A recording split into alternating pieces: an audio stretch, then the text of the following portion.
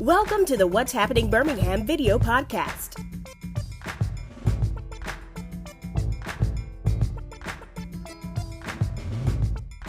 Hello everyone, this is Yarbrough Sickle. What's Happening Birmingham? I'm back with the, like for me to call them, the Birmingham Superstars. Hey.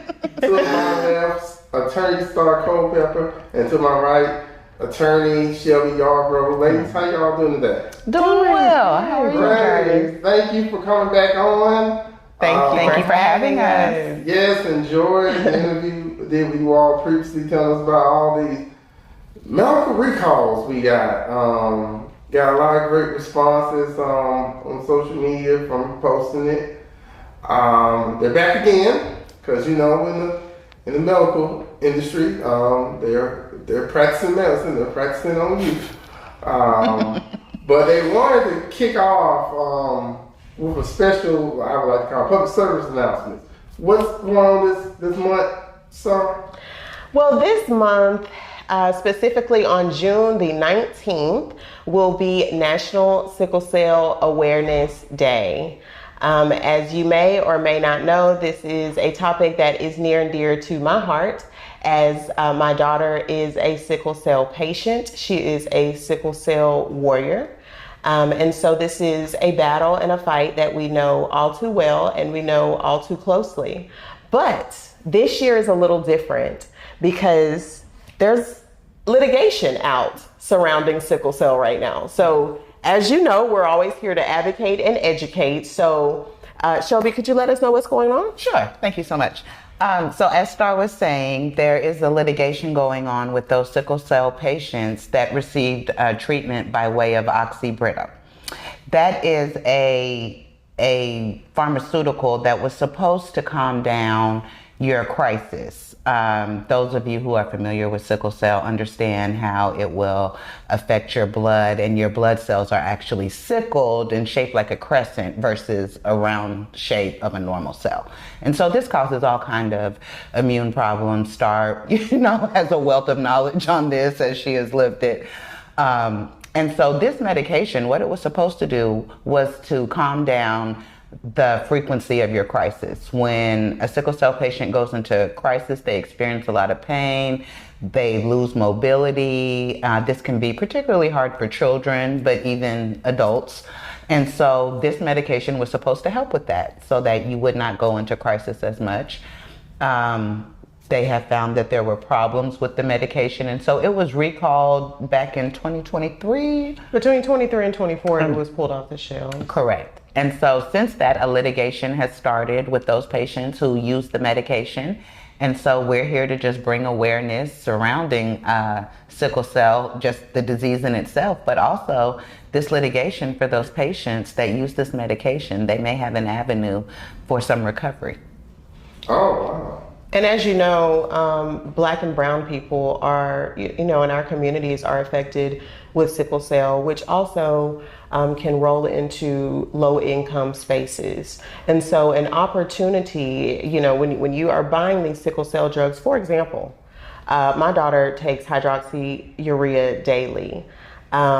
We have TRICARE insurance. Okay, so this is military insurance. You would think that it would pay for everything with this drug. The last time we went to fill this drug, we were quoted a price of $300. Oh, wow. Okay. Wow. And that is a month. And my daughter has to have this, as Shelby stated, because this is the type of drug that actually does what oxybrittle said it would do. Now, when you have sickle cell, you have a lack of oxygenation in the blood because you don't have those circular, plump, voluminous blood cells that can freely flow through the bone marrow and freely flow through your brains. You have these sickled cells that are catching on one another and causing a conglomerate, which causes pain, which limits the oxygenation in the blood cells. And that's how we get to the crisis and the severe pain that these patients are experiencing. So where I was going with that was just letting people know that this is an opportunity for drugs that you paid for, that you have to have for quality of life. This is an opportunity that if you paid for this one and it did not do what it was supposed to do, for you to recoup those funds and have a valuable claim. So just want to be able to get the word out about that, Jarvis, and understanding that Sickle Cell Awareness Day is also about research, and bringing attention to research and possibilities for some type of relief within a lifetime of a patient with sickle cell. So why is sickle cell just common view? Why is it so prevalent in African Americans? Well, sickle cell is a genetic disease. And so it is common and most common in the Black community. It does affect some brown melanated people, but it is just associated with people of color. It is not necessarily something like leukemia, which deals with the white blood cells, and that affects Caucasians as well as the Black and brown community. So as you can imagine, this being such a community specific disease, funding can be limited, research can be limited.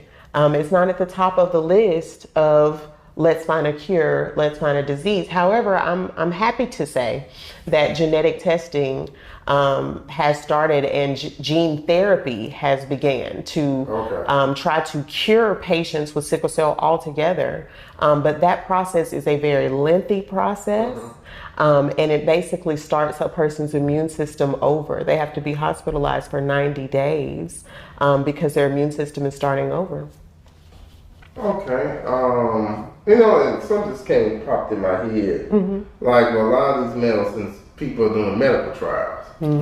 So I guess that leads to a whole another subject. So with these medical trials, you see them a lot. I'm not gonna mention a university name here in town that like they'll pay you a certain amount of money, to come in.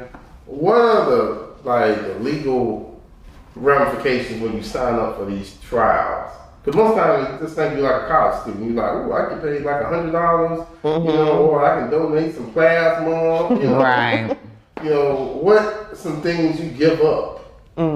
Well, I will say, whenever you're participating in a trial like that, you definitely want to make sure you read and understand any waivers or any consents that you may be signing. If you're participating in something like that, 10 times out of 10, they're going to have you sign some kind of waiver saying that they're not responsible if you start growing feathers next year or, something like that. So you're going to want to make sure, number one, that you read that and you understand what it says, because they're going to be different depending on what the trial, entails. If it's going to be very different if they're just monitoring your sleep versus if they're injecting you with a possible drug for HIV treatment or something like that. So it can kind of range. So if you don't understand what you're signing, I'm going to suggest that you don't sign it. We also need to understand that it is research, meaning they don't know. So there's only so much they can guarantee because they're participating in these trials to get to the right answer, right? So the thing about a trial is that you're in and out. Sometimes it works, sometimes it doesn't. So we have to exercise, I guess, some responsibility within ourselves and what we're putting our bodies through and things like that. Don't sign things you don't understand. Don't participate in things you don't understand. We always want to be able to trust the medical authorities and things like that, but doing your own research never hurt anyone.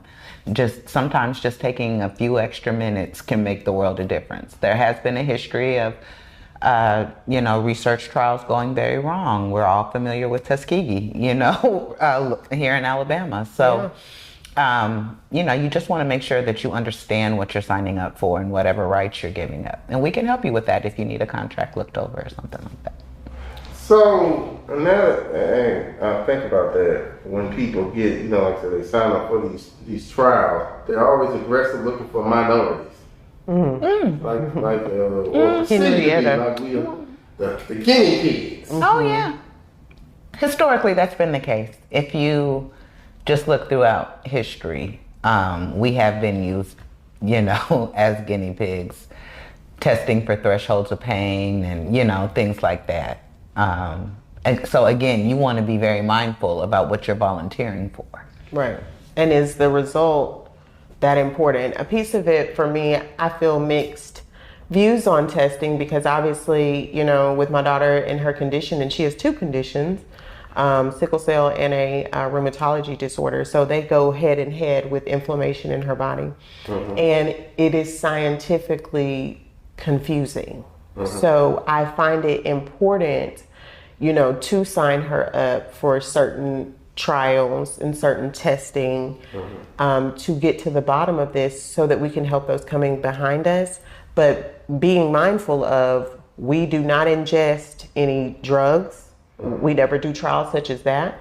We normally do trials where we are talking about our experiences, coping mechanisms, because what may work for her can work for someone else down the line who just does not know and is just not aware of things such as this. So I completely agree with Attorney Yarbrough. It is so important to know what you're signing away in dealing with these trials. But it's also important to get some good data.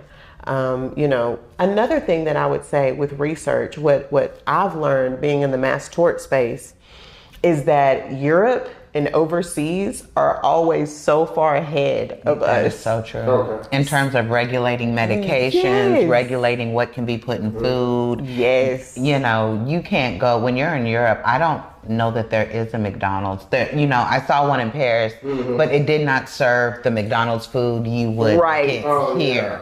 There's much more regulation and... Even on their beauty products. Yes. It's certain especially on their beauty products you cannot get in Europe. And so I think it's important to tap into that, see what's going on over there, because even with COVID, I remember you calling me and telling me, hey, my brother's in Europe. He told us, let's get ready. Something's happening. And that preparation got me and my family together because we're watching what's happening overseas. So I think that's crucial in terms of seeing where we are and Googling, but Google for overseas and see what progressions they're making, because 9 times out of 10, it's on the way over here to the USA.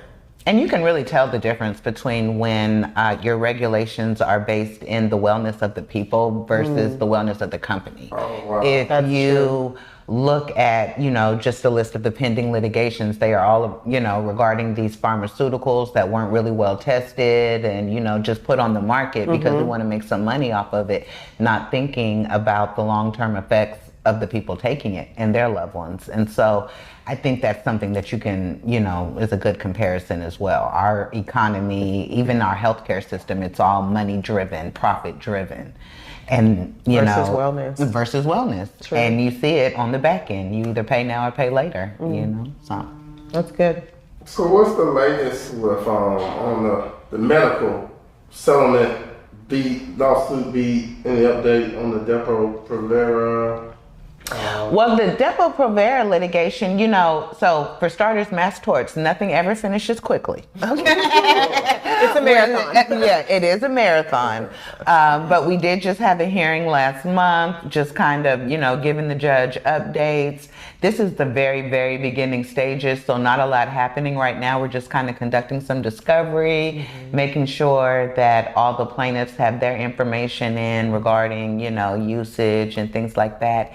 If you feel like you may have a claim as it relates to Depo-Provera, you're welcome to reach out to us. There's still time to file a claim and see if you can recover any damages. So don't hesitate to give us a call. Yes, I know this area alone, heavy in the 90s with Depo-Provera shots. So there's gotta be tons of women out there who were, in high school and were taking Depo-Provera. Even as a minor, as being an adult now, you still can file that claim. Even if the clinic where you took the shot at is closed, there's still a way to recover and prove that you took that shot and to prove any injuries associated with that. Now, let's be clear about the injuries with Depo-Provera. When the study came out, which came out in Europe before it came out here, when the study came out, it revealed that women were 300% more likely to develop meningioma, brain tumors, by taking Depo-Provera than a woman who did not. 300% more likely to get meningioma tumors. So with that being said, I was talking to a friend of mine the other day and she was saying, I get these horrible headaches and I've had these horrible headaches, and I'm thinking like, maybe you should get that followed up on. A lot of times I feel like as wives, as mothers, as busy women, we'll ignore something until it becomes too late. And that's how the friend of mine that is actually our client, she kept having headaches. Mm-hmm. She kept feeling like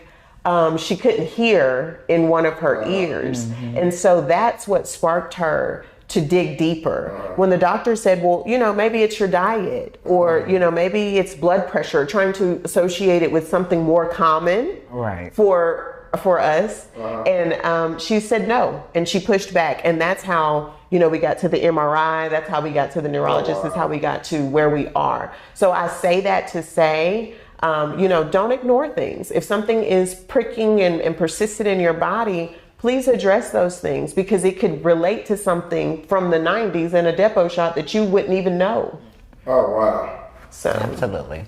And again, to Attorney Starr's point, when our client pushed back with the doctors and, because they didn't even want to go further, you have to advocate for yourself. Yeah. And no one knows your body better than you. And so if it doesn't feel right, say something. Don't be scared to push back and say, well, can you run one more test? Can you check this? Can you check that? Right.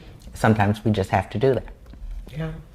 All right, ladies. Well, thanks for telling me about the upcoming Sickle Cell Awareness Month. That's very important, and give us an update. If they want to reach out to you both, what's the best way to contact?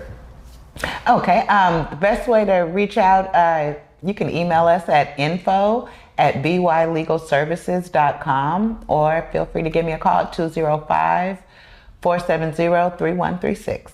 And I can be reached at Star, that's Star with 2 R's, the @ Culpepper.law. Also, my number, 205-529-9413. Give us a call. Let us know how we can help you. Well, thank you, ladies, for coming on. I'm going to do another segment. They didn't see this coming. This idea coming in my head. Thank you all for watching. Please check out what'shappenedbirmingham.com for more interviews. Don't forget to subscribe to the YouTube channel. I'm on TikTok at Happen to Be Him, and the audio version of this is on Apple Podcasts. Thank you all again. And check the labels before you do some of these studies. Call these ladies. Thank you, Jarvis. Thank you.